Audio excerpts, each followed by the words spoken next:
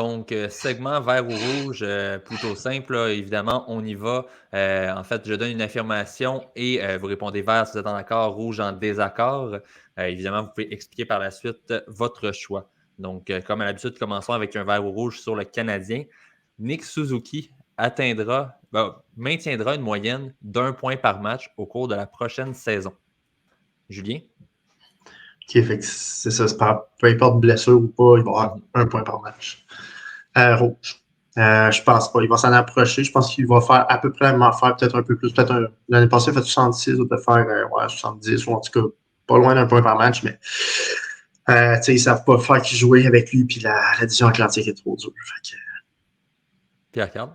Je vais dire rouge également. Il manque un complément là, sur leur trio. Oui, on Cole Caulfield, mais il manquerait un dernier joueur, je pense, sur leur trio pour qu'il aille chercher l'autre step et qu'il aille chercher 1 point par match. Là, c'est quand même.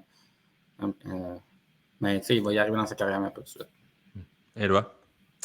OK, je vais y aller avec vert. Je pense qu'à 24 ans, il va prendre. C'est quand même un bon step, là, 16 points de plus. Là, c'est en se disant qu'il va jouer les 82 matchs. Mais je pense qu'à un moment donné, c'est ça. Il va l'atteindre, puis il va l'atteindre grâce à Caulfield. Si Caulfield reste en santé et qu'il en marque 40, mais Suzuki va avoir des passes là-dessus. Puis je pense qu'il ne va pas nécessairement aller chercher là, 35 buts cette année, Suzuki, mais s'il va chercher 26 comme l'année passée, je pense que 55 passes, c'est à sa portée. Je vais aller avec vert aussi.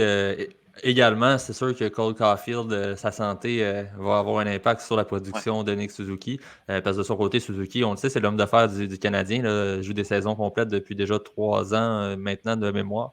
Donc, non, c'est ça. Ça va dépendre sur une longue période. Si Caulfield est là toute la saison, devrait être en mesure de l'atteindre. Puis on l'a vu là, durant le camp d'entraînement, si je ne me trompe pas, il a maintenu le point par match. Évidemment, c'est des moins bonnes équipes et c'est un contexte différent. Mais je pense quand même qu'il va connaître une très bonne saison. Et si l'équipe est en santé, parce qu'on parle de Cole Caulfield, mais le reste de l'équipe est en santé, c'est sûr qu'il y a des points peut-être à aller chercher sur l'avantage numérique qui l'an passé était désastreux. Peut-être qu'on peut s'améliorer un peu là aussi. Donc, non, je vais y aller avec vert. Je pense qu'il va l'atteindre de justesse, mais qu'il va l'atteindre cette saison. Deuxième affirmation, on a parlé de Connor Bedard dans le quiz, donc Connor Bedard dans le vert ou rouge également. Connor Bedard sera la recrue qui terminera l'année avec le plus de points. Pierre-Carl?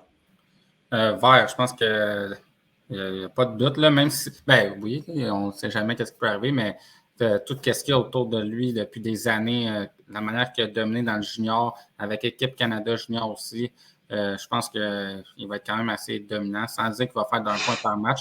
Ça va être quand même lui qui va finir avec le plus de points chez les recrues. Là, je le vois finir en avant. Quoique j'aime bien Fantilli également, mais Connor Bedard, on dirait qu'il est comme au-dessus des autres, en tout cas pour commencer la saison.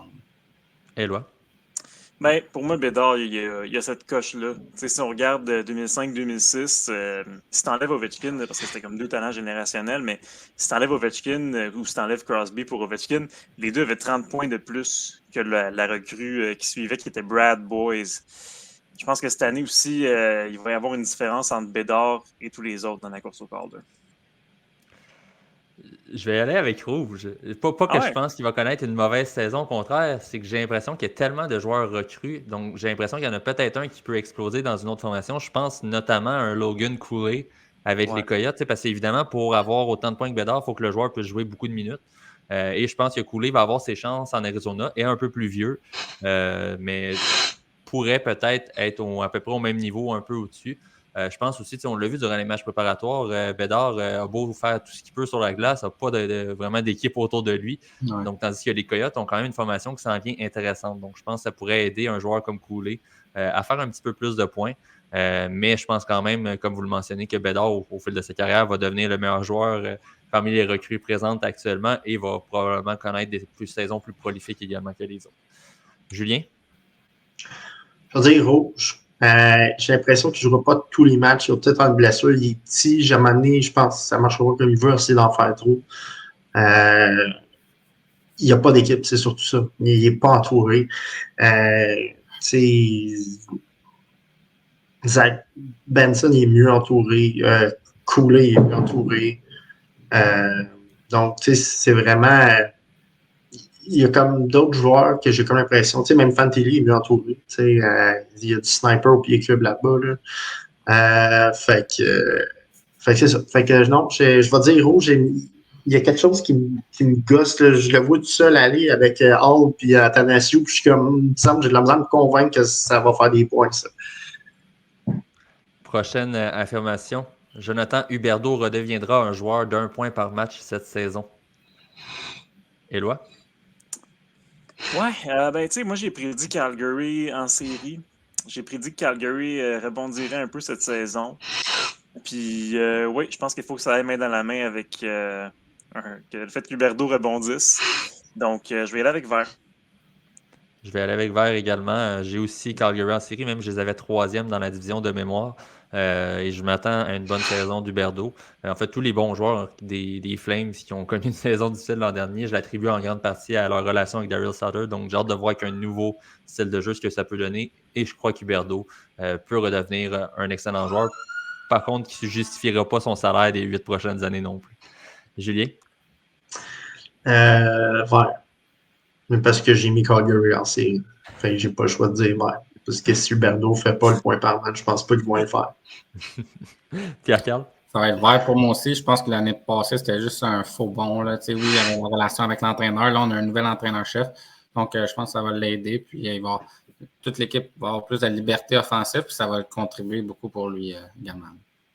On termine l'épisode avec le Dans mon équipe. On ne l'a pas fait la semaine dernière vu l'épisode très chargé que nous avions pour lancer la saison. On vous invite d'ailleurs à le réécouter si vous n'avez pas eu la chance d'entendre nos prédictions pour l'année 23-24. Mais voici les deux joueurs qu'on compare. On revient au repêchage de 2016.